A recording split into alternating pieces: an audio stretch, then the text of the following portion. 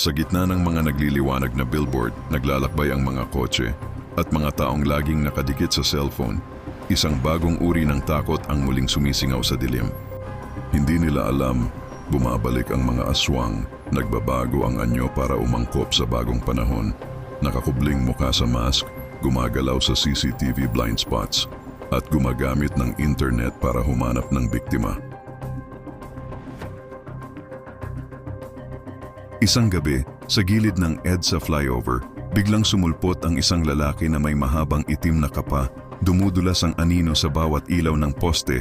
Siya si Ramel, hindi tumanda, hindi nanghina. Parang ang mga taon ay hindi tumakbo para sa kanya.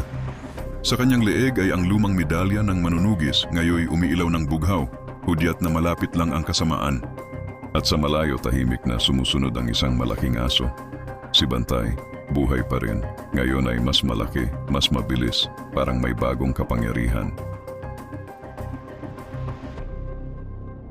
Sa loob ng isang apartment sa Quezon City, isang babae ang nagla-livestream nang bigla itong huminto. Sumingit ang isang imahe sa kanyang webcam. Isang maputlang nilalang at mata na kumikislap na pula. Kinabukasan, nakitang sirang-sira ang pinto. Walang katawan, walang dugo, pero may naiwan. Itim na pangungutkot sa sahig, tanda ng modernong aswang, at iyon ang tumawag kay Ramel. Habang tinitiktikan ni Ramel ang mga rooftop, nakita niya ang aswang na tumalon mula gusali patungo sa isa pa. Parang parkour, parang nasanay sa lungsod. Nagmamadaling tumakbo si Ramel, sumunod si Bantay, na ngayon ay tumatakbo sa mga dingding na parang may sariling imbak na lakas. Huminto ang halimaw sa itaas ng isang mall, nagpakita ang kaniyang mapanlinlang ng ngiti. Akala mo ba nalipol mo kami, Ramel?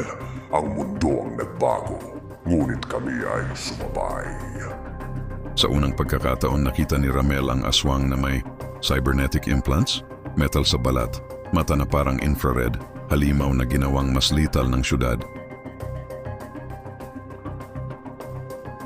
At ang manunugis na bumalik para tapusin ang sinimulan,